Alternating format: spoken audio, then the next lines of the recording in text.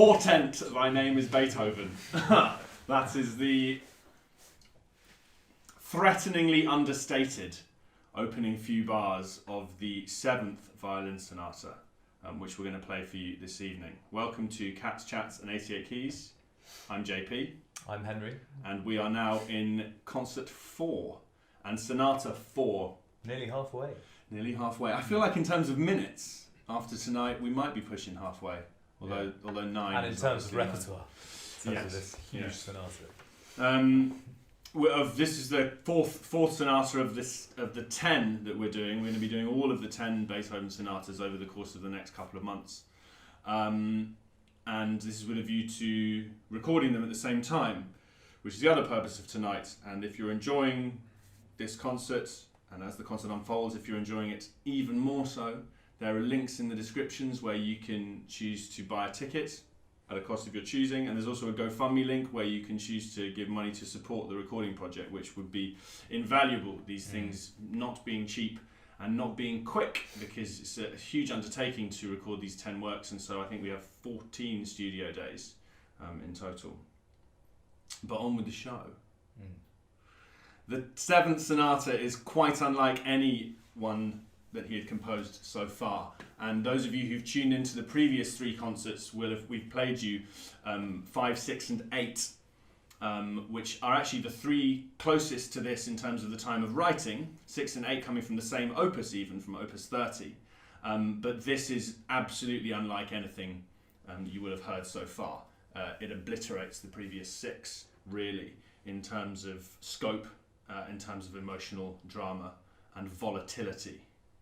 C minor, obviously a very important key for Beethoven. Those of you who know the Fifth Symphony and the Third Piano Concerto and the Pathétique Piano Sonata know that this is a key always associated with an element of tragedy. Sometimes triumph and heroism over the tragedy. Not in this case, as we shall see. The first movement is a very large affair. It encompasses 3 main themes rather than the more traditional 2, a short development section, and then a very unusual coda, which we will talk to you a little bit about. But first, the main themes. What I actually played there was just an introduction, although it contains the cell of the main theme. As always with Beethoven, it's a very simple musical idea. A long note, and then a written out turn, little ornament, and then a descending triad. When Henry enters, it is over some unsettling piano rumblings.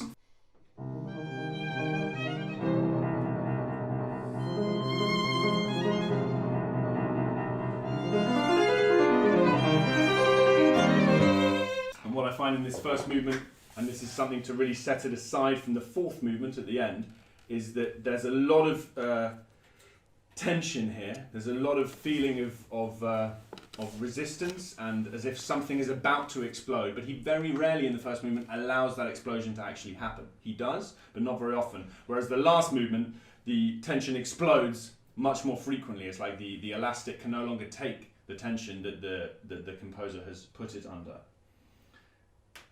One of the more remarkable things about this movement is the juxtaposition of the first to the second subject. Now, this is something that's quite traditional, that you would have your main second theme in a different world to the first theme, but this is to an extreme case here. We modulate to the relative major, not in itself unheard of, but whereas in a piece of this tragedy you would expect E flat major, the traditional heroic key, to be something more heroic, here it's kind of mock heroic. It's like a kind of toy soldier or a weird kind of clockwork toy. The violin playing a very simple dotted rhythm over these quite sort of pointed, almost light-hearted, but maybe more po-faced piano quavers.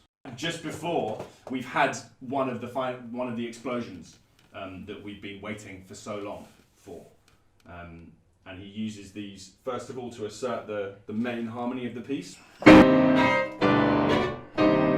He uses exactly that same motif to wrench us with no warning into the relative major, and then we have the second subject.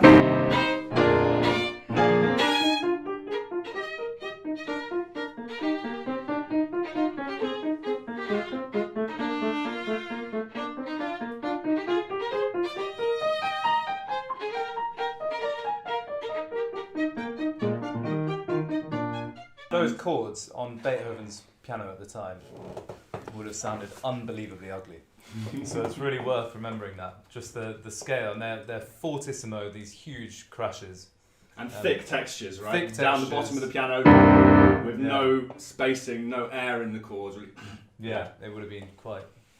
Well, I mean, and unusual. we were remarking only the other day, I just think how confronting this piece would have been for those listening. You know, Mozart had only been dead 11 years, and you know, we've barely hit 1800, and the musical world was so unprepared for a piece this confronting, and there's more of that to come. Then what he does, which is unusual, is he gives us a third theme, and this is the most playful. So it's almost like the second theme has been a kind of gateway. It hasn't allowed itself to completely relax. You heard how kind of tight and wrought that was rhythmically. But then the third theme is a lovely duet between some cascading scales and arpeggios in the violin and a syncopated, playful motif in the piano.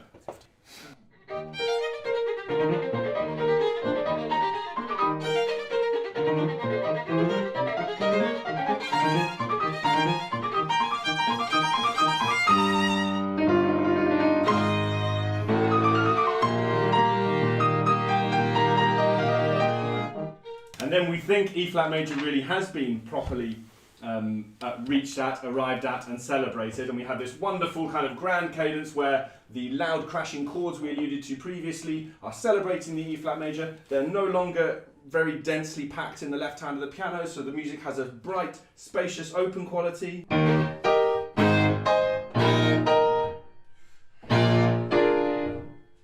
We think, well, we're there.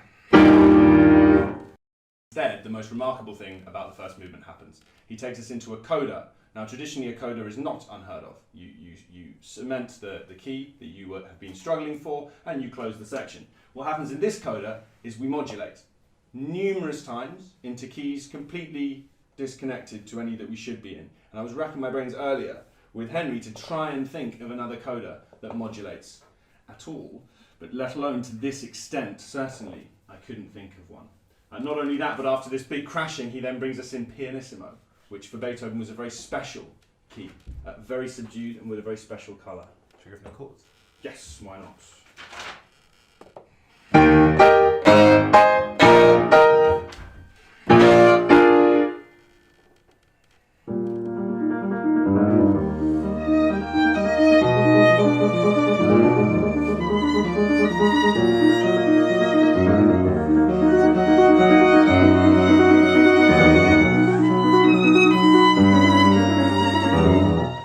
Into the development proper, and I think probably because the exposition has been so huge with these three large themes, the development is not particularly large. And also, interestingly, he doesn't develop the third theme at all. He doesn't consider that necessary of treatment. In fact, I would go so far as to say he barely develops the main theme. And the development section is mainly preoccupied with the toy soldier theme and with sort of new and unusual, weird things. There's some incredibly cool writing, if we play from 113, where he sets up a device in the piano where we're racing up this chromatic scale and it gives us a very destabilizing effect.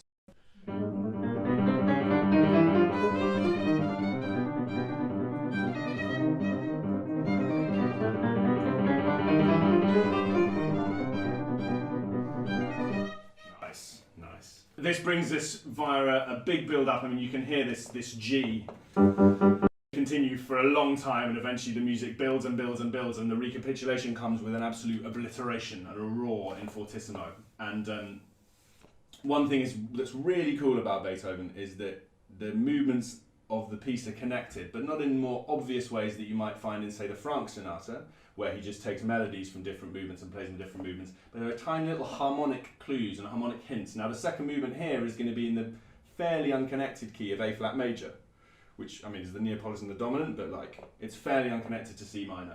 And we get the tiniest hint of that, and the kind of slightly truth, warm, almost godlike nature of it, just for a tiny second at the very start of this recapitulation.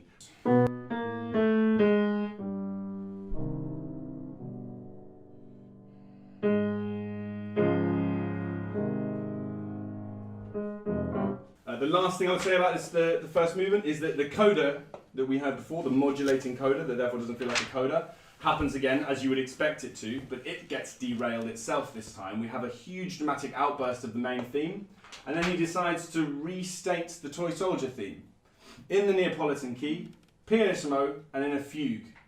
And then we have another coda that then re-establishes C minor. It's a very, very unusual bit of writing.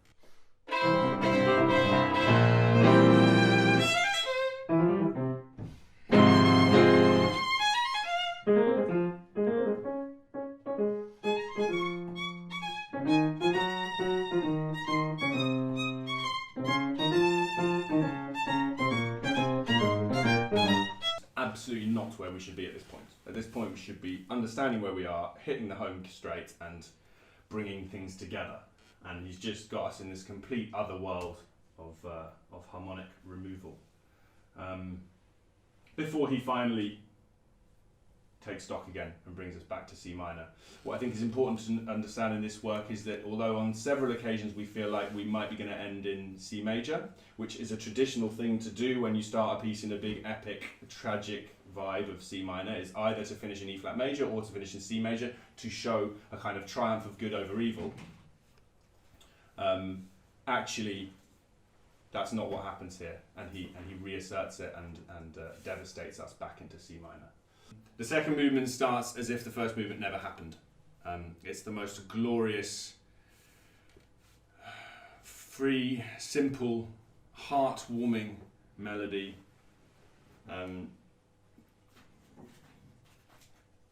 In the other piece that I know very well in C minor by Beethoven, the Pathetique, the second movement is also in A flat major. And it also has this kind of feeling of truth to it, as if we're being given some kind of divine benediction and salvation from the nightmare that has preceded us.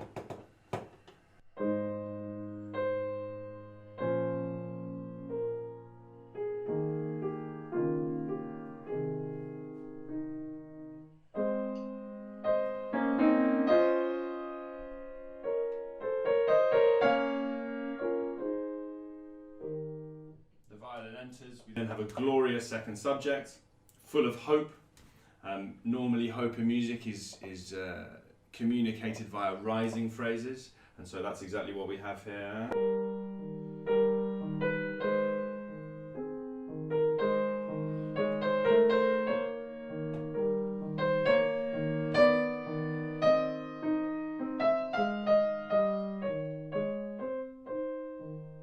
And then the main theme takes us somewhere slightly different and extraordinary, but largely there is absolute peace and wellness with the world. And then suddenly we cadence in A flat major, and 3 piano chords pivot us into a very unsettling section in A flat minor, where the violin has these long sustained minims which are pained and mournful, and the piano underneath has this kind of harp-like detached accompaniment. Maybe you want to go from, or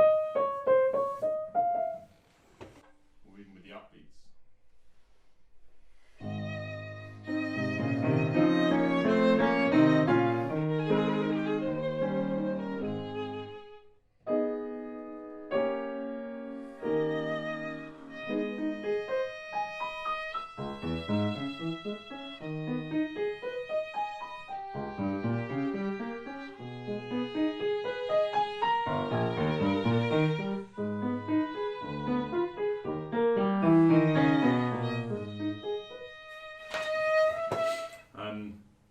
So the mood is completely shattered, and we have to work quite hard to return to the main theme, which we do. Cue one of the most charming bits of writing I think I've found in Beethoven. When the main theme returns, birdsong can be heard, a chirruping of nature on the violin over what is a completely unruffled and undisturbed main melody.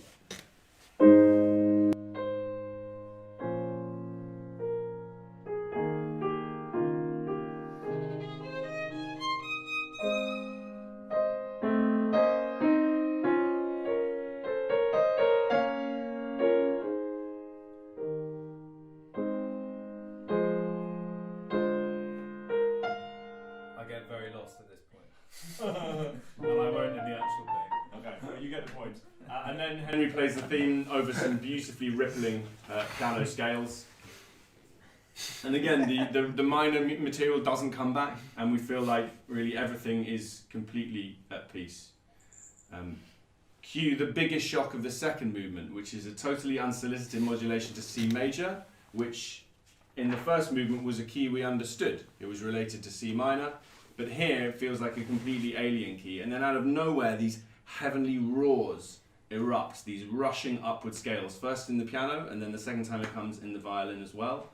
And after which we are in F major, the subdominant, the key most associated with plagal cadences and the idea of intense spirituality. And it's like asking for salvation, asking for forgiveness.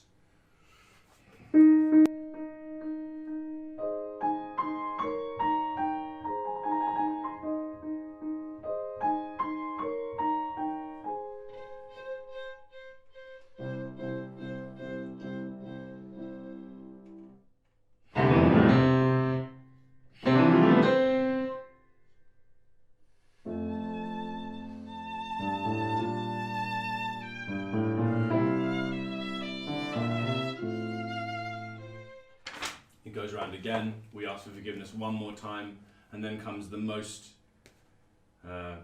beautiful and touching of codas. The scale writing returns, the violin has some beautiful pizzicato writing, and we can hear horns playing as well.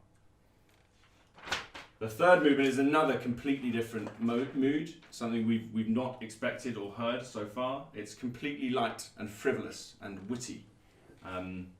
It's dominated by this acciaccatura, like a kind of crush note, and a dotted rhythm, which gives it that kind of very dry, crisp vibe. And again, things are very, very positive, even lighter, in fact, than had been heard hitherto.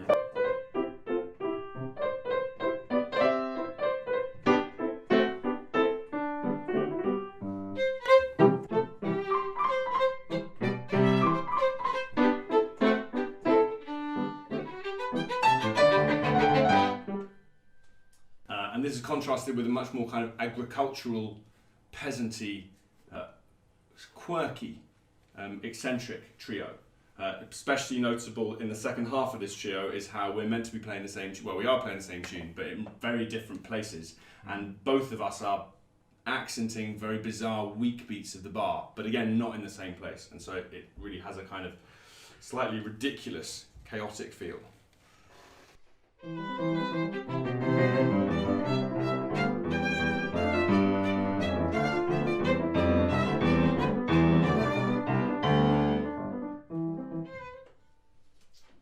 That's the third movement, really. The last movement, with no warning at all. In fact, I think probably more than any piece I've ever played, each movement begins in a way that you couldn't possibly have anticipated from the preceding movement or anything that's happened hitherto. And so we've just finished this lightest movement. We probably feel like, well, we had all the pain, then we had salvation, then we had humour, now we should just have a lovely party and everything's going to be fine. But the last movement plunges us right back into C minor and opens with this incredibly Beethovenian type melody, in the sense of it's not really a melody, and it's dominated by its rhythmic aspects and tiny motivic aspects. So you might have remembered at the very beginning, over the violin first melody, we had these unsettling piano semiquavers. And this is exactly exactly the two notes that begin the last movement. And that's it, that's the main theme. It's super short, and this is what I was referring to when I talked about the first movement in terms of this is the tension and the elastic snapping constantly. There's not enough sanity, if you want, to sustain the internal monologue. And that's a real kind of motto of this last movement. That theme keeps coming back obsessively over and over again, and he uses it as a tool to take us to many, many different keys. It's contrasted with a second subject very quickly. The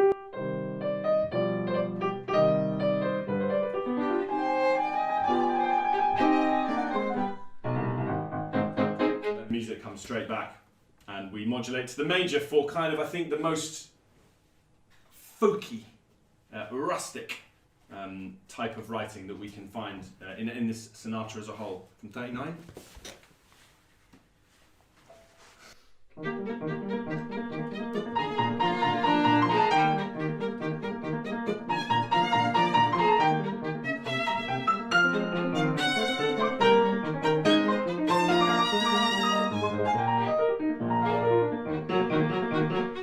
Not for the first time, actually for the third time in this sonata, we think everything's fine, and then E flat minor rather than E flat major is turned to just give the music a completely different slant. There's a sort of development of sorts in this last movement, where the minor theme, the second subject, we suddenly hear in the major.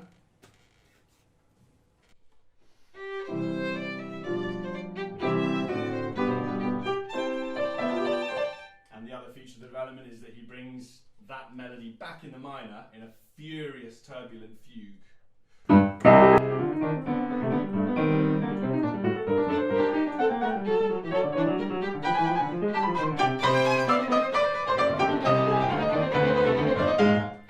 You might have heard that accompanying the fugue was the main theme, tiny little thing, just reminding us that it's still there, it's not going anywhere. And when we finally reach a massive climax and cascade down the dominant chord, you can go from maybe your sixth, 160.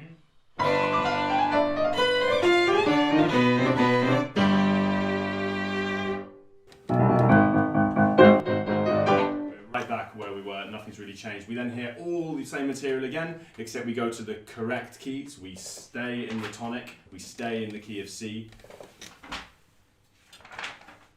And there's, I guess, one final moment when we think we might not just end in despair and damnation, because there's not much of this last movement other than has given us any real hope. But the final time we hear this theme, he uses it to take us to the chance of a major chord, and then we have this incredible transformation, whereas precedingly, the main motto has been followed by these very percussive, tight, nervous chords. Now they're elongated, they're expressive, and they modulate, and we feel like maybe they're going to take us to the major. From 263.